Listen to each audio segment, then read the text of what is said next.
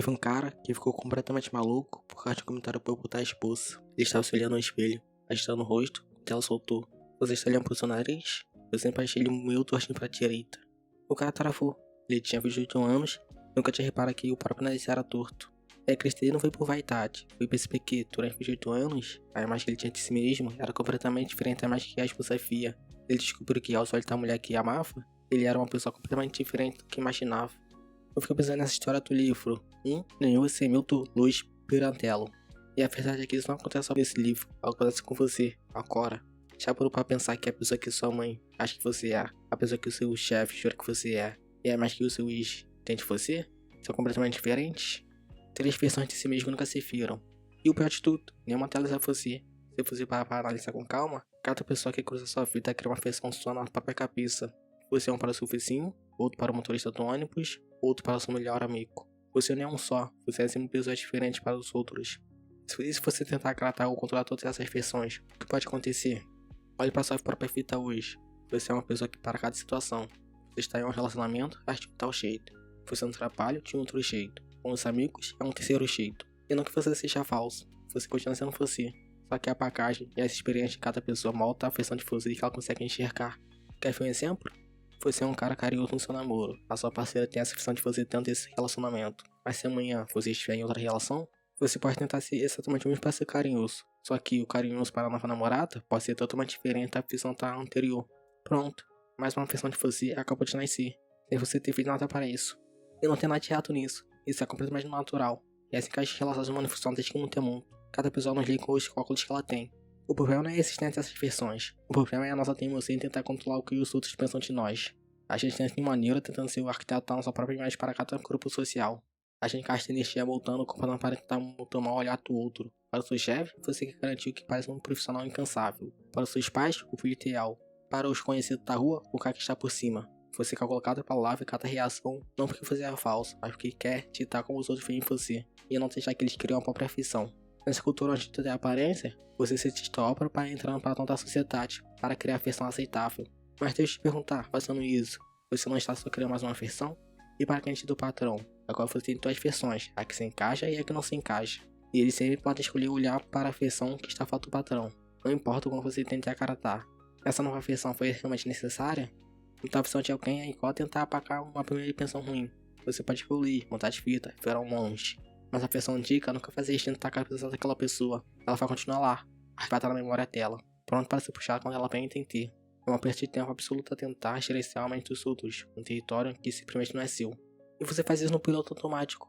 Você gasta o seu dia criando diálogos imaginários no chuveiro, e saindo o que vai falar na próxima reunião, ou remoendo aquele comentário torto que um conhecido fez no almoço. É como se você passasse o dia tentando sintonizar a força uma estação de rádio que só toca na cabeça dos outros. Você fica ali, mexendo no botão, querendo montar a música que eles estão ouvindo sobre você, sem perceber que a música e som está bem longe do seu alcance. Perceber essa falta de controle é desesperador. E foi exatamente esse desespero que bateu no protagonista do livro.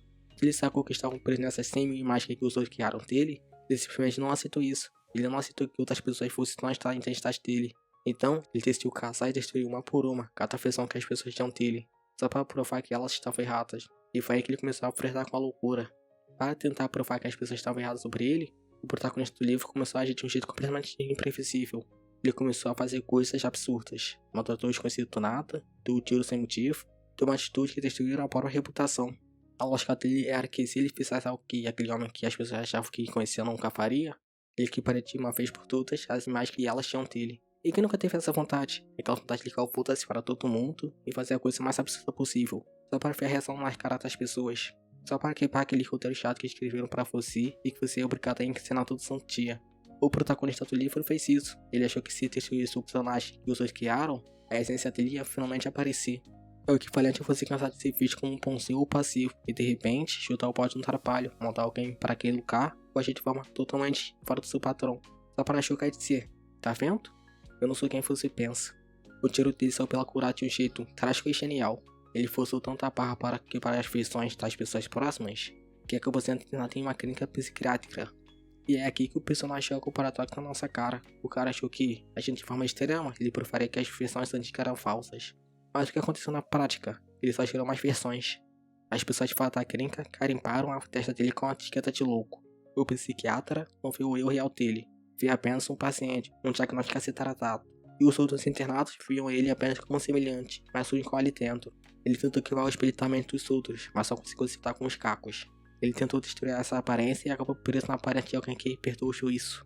Isso não mostra que a interpretação que o outro tem de você nunca vai ser sua propriedade. Depende do dia dele, dos traumas deles, das lentes que ele usa para enxergar o mundo. Você não tem assento e acesso à mente de ninguém para ir lá e deletar o que pensou de você. Tentar provar desesperadamente que você não é aquilo é a maior armadilha que existe, porque você continua escravo do julgamento deles. Você só montou a sua ação para reagir ao que eles pensam. No fim, se você passar obedecendo para um patriarcado que é seca para a sua realidade, quem está ficando maluco é você. Mas a gente nunca vai conseguir passar a imagem que quer para os outros, o que sopra. Se lutar contra essas 1000 versões só gerar mais frustrações e mais rótulos, qual é a saída? O que acontece se a gente simplesmente desistir?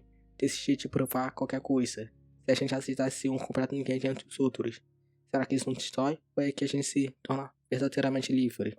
No final da história, depois de passar por todo esse caos, o protagonista fez algo que parece absurdo. Ele desiste. Ele decide ficar no hospício. Mas ele não fica lá sofrendo. Ele desiste de ter um nome. Desiste de ter uma história. Desiste de tentar provar quem ele é para a esposa, para o médico ou para o mundo. Ele decide morrer a cada segundo para nascer de novo no segundo seguinte. Sem um peixe carregar um passado com uma expectativa alheia. Ele tentou o choco. Ele percebeu que enquanto ele tentava ser o dono absoluto da própria imagem, ele virava escravo de 100.000 versões que os outros criavam dele. A única certa real para ser livre era aceitar ser ninguém. Você passa a vida inteira tentando se explicar, tentando conquistar o que os outros pensam de você. Mas se a verdadeira liberdade não for fazer os outros se entenderem. E se o segredo for justamente o oposto, você para ter se importar em ser entendido. A gente é viciado em validação. A gente posta uma foto, escolhe uma roupa ou fala de um jeito específico pensando em como aquilo vai bater na cabeça de quem está olhando. É quase um trabalho de relações públicas em tempo integral. Mas e se a gente simplesmente pedisse demissão desse cargo? Será que você teria coragem de aceitar que o seu vizinho te achou esquisito?